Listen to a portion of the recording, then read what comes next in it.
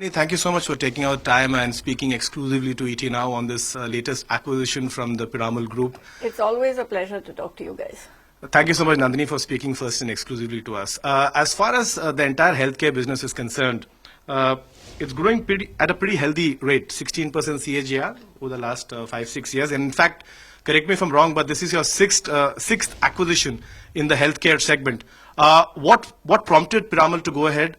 Because this is a niche area. Anesthesia and pain management. So what was the main deal trigger? So we're very excited about this because we've already in anesthesia, we have about 12% of world market share in inhalation anesthesia. And we wanted to get into the broader hospital products market.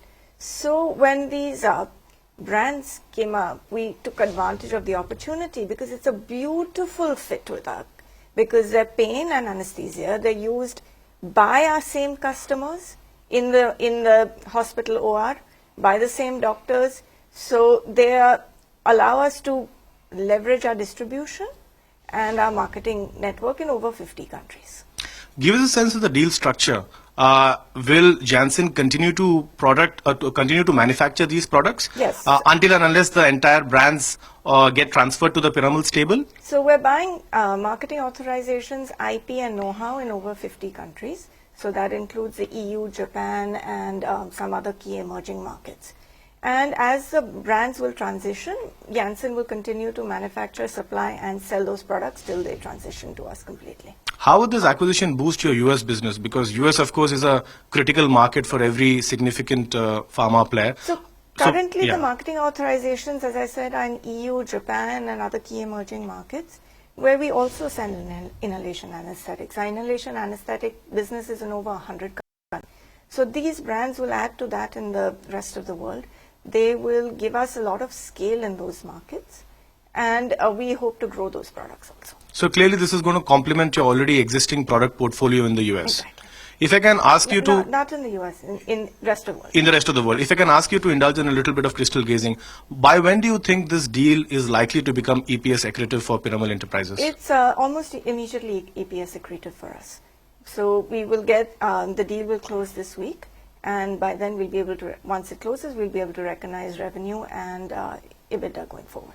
Nandini, if you could also throw some light on some of the major synergies that arise from this deal being struck with Janssen. So one of the biggest synergies is that it allows us to leverage our very strong distribution and marketing network across the world.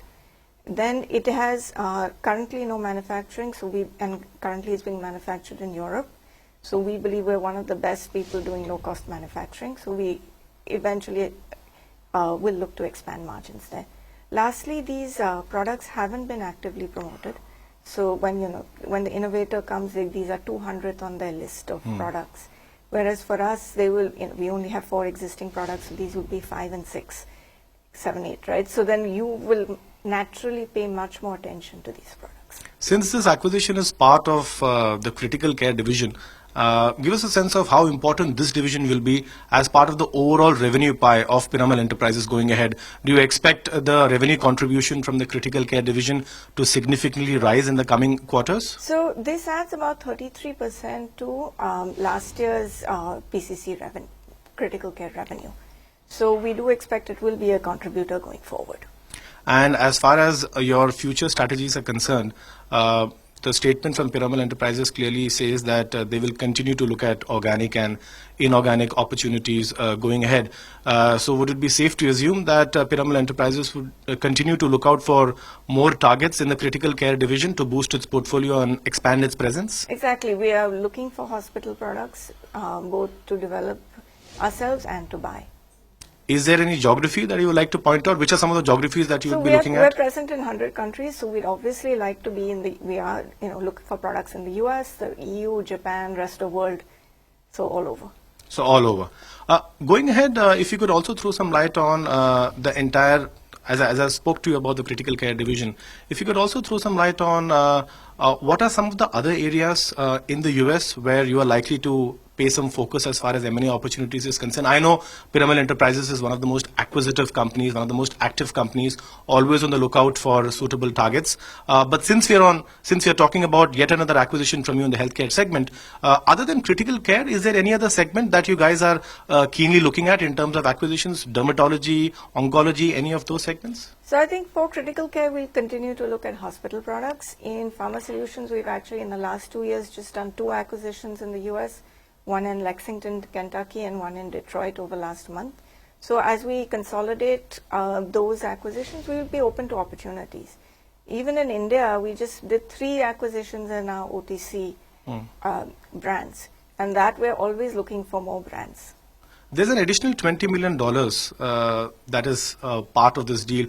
So what's the milestone achievement that you guys need to have so that that $20 million comes into play? So the Janssen has to meet certain milestones and targets for us, and then we can pay the 20 million in terms of sales. So is that spread over 2-3 years? It's spread over some time, yes. All right. One last question. As far as Piramals are concerned, going ahead in the acquisition sphere, Nandini, what is the ticket size that you can expect of deals to be? This is in the $150 million ticket size.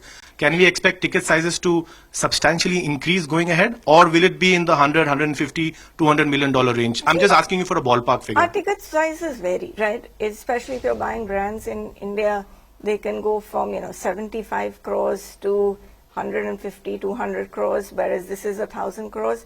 So we are open to all sorts of ticket sizes. I'll slip in one last question. There are a lot of MNCs who had entered India a few years back, and they had bought out many interesting brands.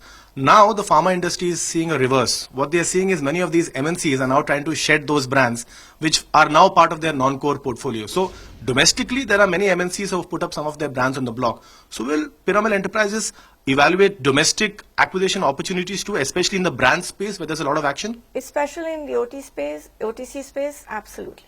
Because we bought 4 brands from Pfizer, 5 brands from MSD, which is Merck and Organon. So absolutely, that's something we're very good at. We've bought lots of heritage brands in the past when the Domform days, and now we're continuing to do that. And we're very good at sort of taking them over, increasing sales, and improving margins. Find us on Facebook at facebook.com/ETNow, and don't forget to click the like button. You can also follow us on Twitter at ETNowLive. To stay updated with all our programming, hit the subscribe button on our YouTube channel by logging on to youtube.com/user/ETNow.